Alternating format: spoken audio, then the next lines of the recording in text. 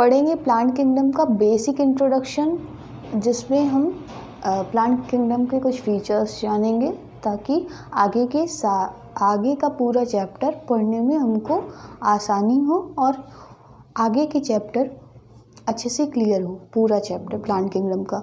तो आज basic introduction है, तो आइए देखते हैं। जैसा कि हम जानते हैं कि हमारे अर्थ पे बहुत सारे ऑर्गेनिज्म हैं, plants, animals, bacteria, micro organism, बहुत सारे, तो मिलियंस में हैं। तो इन सब को, और बहुत सारे टाइप के भी हैं, तो इन सब को हम एक एक करके तो पढ़ नहीं सकते हैं, तो इसीलिए इनको क्लासीफाई किया गया बेस्ड ऑन किसके बेसिस पे, कुछ कॉमन कैरेक्टर के बेसिस पे इन सबको क्लासीफाई किया गया, सो डैट हमें आसानी हो इनको जानने में। तो आइए देखते हैं। तो जो सबसे पहले साइंटिफिक बेसिस पे किसने क्लासीफाई किया था ऑर्गेनिज्म को, एरिस्टोटल ने सबसे पहले बहुत साइंटिफिक बेसिस पे क्लासीफाई किसने किया था, एरिस्टोटल ने। इन्होंने प्लांट को क्लासीफाई किस में किया, ट्री, श्रब्स और हर्ब्स में, और एनिमल को किस में क्लासीफाई किया, एनिमा और एनिमा में। तो जो श्रब्स और हर्ब्स होते हैं इनमें कन्फ्यूजन होती है, तो इसे देख लेते हैं। तो जो श्रब होता है वो क्या होता है कि टॉलर होता है हर्ब से, और ये वुडी होते हैं, ब्रांच होते हैं इनके स्टेम। और जो हर्ब्स होता है वो अनब्रांच होता है इनके स्टेम और सॉफ्ट होते हैं। हर्ब्स का स्टेम अनब्रांच होता है और सॉफ्ट होता है, वहीं जो श्रब्स का स्टेम है वो ब्रांच होता है और वुडी होता है, और जो श्रब्स होता है वो हर्ब से टॉलर होता है। तो ये जानते हैं प्लांट को किस में क्लासीफाई किया, ट्री, श्रब्स और हर्ब्स में। अब एनिमल को किस में क्लासीफाई किया, एनिमा, जिसमें रेड ब्लड सेल्स हैं उनको क्या कहेंगे, एनिमा, और जिसमें रेड ब्लड सेल्स एब्सेंट हैं उसको कहते हैं एनिमा। ए मीन्स एब्सेंट, तो इनमें रेड ब्लड सेल एब्सेंट है, एनिमा। ये ट्रिक है, ए से एब्सेंट और ए से anaemia, red blood cells absent हैं। उसके बाद लीनियस आई, इन्होंने 2 किंगडम क्लासिफिकेशन दिया। पहले उन्होंने प्लांटिंग दिया, दूसरा एनिमल दिया। तो जो लीनियस थे उन्होंने किस बेसिस पे 2 किंगडम क्लासिफिकेशन किया, बेस्ड ऑन प्रेजेंस और एब्सेंस ऑफ सेल वॉल। तो प्लांटिया में सेल वॉल होते थे, वहीं जो एनिमलिया वाले मेंबर्स थे उनमें सेल वॉल एब्सेंट होते थे। उसके बाद 3 किंगडम क्लासिफिकेशन है, जिसको दिया किसने, अर्नेस्ट हैकल ने। उसके बाद 4 किंगडम क्लासिफिकेशन हुआ, जिसको दिया कोपलैंड ने, जिसमें फंजाई नहीं थे, सिर्फ मोनेरा, प्रोटिस्टा और प्लांटी और एनिमलिया थे। तो खैर जो 3 किंगडम और 4 किंगडम क्लासिफिकेशन है वो एनसीईआरटी में नहीं दिया है, लेकिन ये एरिस्टोटल और लीनियस 2 किंगडम क्लासिफिकेशन ये दिया। उसके बाद क्या हुआ कि 5 किंगडम क्लासिफिकेशन आया, कौन से ईयर में, 1969 में। ये इम्पॉर्टेंट है कि आर.एच. विटेकर ने 5 किंगडम क्लासिफिकेशन दिया इन 1969। तो उन्होंने ऑर्गेनिज्म को कितने उसमें बांटा, मोनेरा, प्रोटिस्टा, फंजाई, प्लांटिया, एनिमलिया, इन्होंने 5 किंगडम क्लासिफिकेशन किया। तो जो मोनेरा होते हैं वो प्रोकैरियोट्स होते हैं, उनमें न्यूक्लियर मेम्ब्रेन एब्सेंट होती है, वहीं जो बाकी के ग्रुप होते हैं प्रोटिस्टा, फंजाई, प्लांटी, एनिमलिया, ये यूकैरियोट्स होते हैं और इनमें न्यूक्लियर मेम्ब्रेन प्रेजेंट होती है। और जो मोनेरा थे वो नॉन सेलुलोजिक थे, जो और फंजाई में काइटिन की सेल वॉल होती है, और प्लांटी में सेलुलोज, प्लांटी में क्या होता है कि सेलुलोज प्रेजेंट होता है, और एनिमलिया में क्या होता है कि सेल वॉल एब्सेंट होते हैं। तो अब हम यहाँ से जो इनका 5 किंगडम क्लासिफिकेशन था उसमें से हम प्लांटिया को बाहर निकाल रहे हैं, और इसके कुछ जनरल कैरेक्टर की हम स्टडी करेंगे, क्योंकि हमको प्लांट किंगडम पढ़ना है तो पहले हम इसके प्लांटी के जनरल कैरेक्टर की स्टडी करेंगे।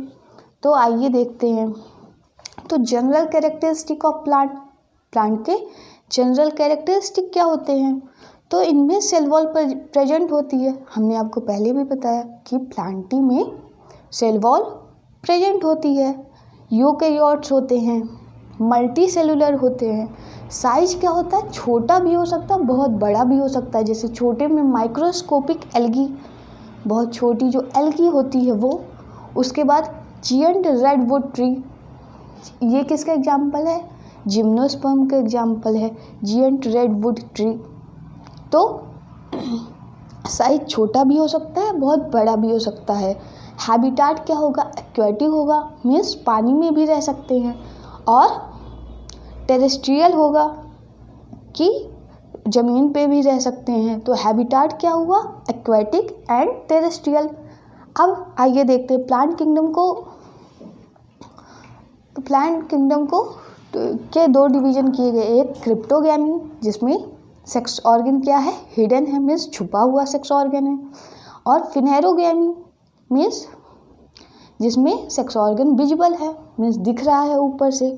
तो जो क्रिप्टोगैमी होते हैं वो नॉन फ्लावरिंग होते हैं और नॉन सीड बियरिंग होते हैं, मीन्स इसमें फ्लावर भी नहीं होंगे जो इसके अंदर प्लांट्स आएंगे, और ना ही जो इसके अंदर ग्रुप्स आएंगे उनके अंदर ना ही फ्लावर होंगे और ना ही सीड होंगे।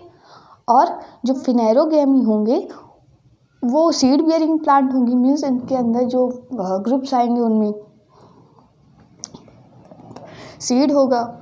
तो आइए देखते हैं, तो प्लांट किंगडम को किसमें डिवीज़न किया गया, एक क्रिप्टोगैमी और दूसरा फिनेरोगैमी। अब क्रिप्टोगैमी में कौन कौन से हैं, थैलोफाइटा, ब्रायोफाइटा, टेरिडोफाइटा। तो थैलोफाइटा में क्या है कि plant body not well differentiated into root, stems and leaf, means जो प्लांट की बॉडी है वो डिफरेंशिएटेड नहीं है, जैसे कि उसको हम देख के नहीं बता सकते कि ये इसका रूट है या ये इसकी स्टेम है या इसके लीफ है। तो थैलोफाइटा जो है, जो एल्गी हैं हमारे, उनकी बॉडी डिफरेंशिएटेड नहीं है। ब्रायोफाइटा जो हैं उनमें बेस्ट थोड़े डिफरेंशिएटेड, मीन्स इनको कह सकते हैं हाँ इनके रूट लाइक है, स्टेम लाइक है, मीन्स इसमें root like, stem like and leaf like structure present होते हैं कुछ। लेकिन इसमें क्या होता है ब्रायोफाइटा में कि वेस्कुलर टिश्यू एब्सेंट होते हैं, मीन्स जाइलम और फ्लोएम ब्रायोफाइटा में एब्सेंट होते हैं। अब टेरिडोफाइटा की बात करते हैं। तो देखिए, थैलोफाइटा की बॉडी डिफरेंशिएटेड नहीं थी, ब्रायोफाइटा में की बॉडी डिफरेंशिएटेड थी थोड़ी, लेकिन इसमें क्या हुआ, ब्रायोफाइटा की बॉडी डिफरेंशिएटेड थी, means root like, stem like और लीफ लाइक स्ट्रक्चर थे, लेकिन इसमें वेस्कुलर टिश्यू एब्सेंट था। वहीं जो टेरिडोफाइटा हुए उसमें वेस्कुलर टिश्यू प्रेजेंट है, लेकिन और बॉडी भी अच्छे से वेल डिफरेंशिएटेड है into stem, root and leaf. तो ये हुए क्रिप्टोगैमी के। अब फिनेरोगैमी पे आते हैं। तो इनमें विजुअल सेक्स ऑर्गन होते हैं, सीड बियरिंग प्लांट होते हैं, मतलब इनमें सीड पाए जाते हैं।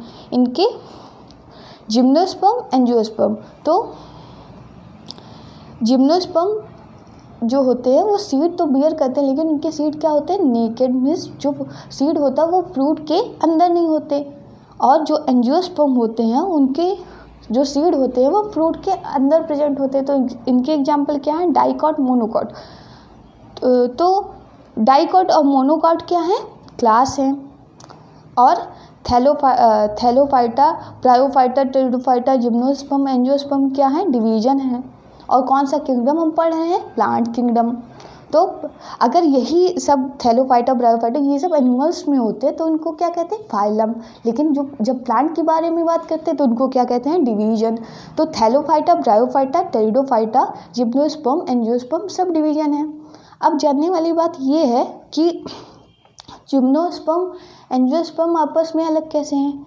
देखिए, दोनों सीड तो दोनों के पास होते हैं, लेकिन जो जिम्नोस्पर्म होता है उसमें ना ही फ्लावर होते हैं और ना ही फ्रूट होते हैं।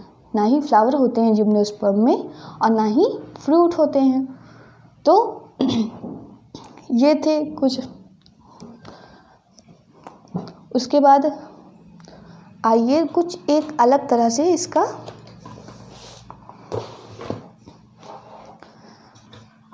क्लासिफिकेशन एक अलग तरह से पढ़ते हैं ताकि आपके कॉन्सेप्ट थोड़े और क्लियर हो जाएं। तो किंगडम प्लांटिया है, तो किंगडम प्लांटिया को किस में डिवाइड किया गया? Plant body is well differentiated, जिसमें plant body not well differentiated, जिसमें प्लांट बॉडी डिफरेंशिएटेड नहीं है, और दूसरा जिसमें प्लांट बॉडी डिफरेंशिएटेड मीन्स जिसमें प्लांट बॉडी डिफरेंशिएटेड है। तो हमने पीछे भी आपको बताया कि थैलोफाइटा की बॉडी वेल डिफरेंशिएटेड नहीं होती है, तो इसमें थैलोफाइटा आ जाएंगे। अब जिसमें प्लांट बॉडी डिफरेंशिएटेड है उसमें ब्रायोफाइटा, टेरिडोफाइटा, जिम्नोस्पर्म, एंजियोस्पर्म सब आएंगे। उसके बाद कौन सा प्लांट वेस्कुलर टिश्यू जिसमें नहीं होते थे, मीन्स जाइलम और फ्लोएम किस में नहीं होते थे? वो होते थे ब्रायोफाइटा। लेकिन वहीं टेरिडोफाइटा में तो वो वेस्कुलर टिश्यू होता था और उनकी बॉडी भी अच्छे से वेल डिफरेंशिएटेड होती थी।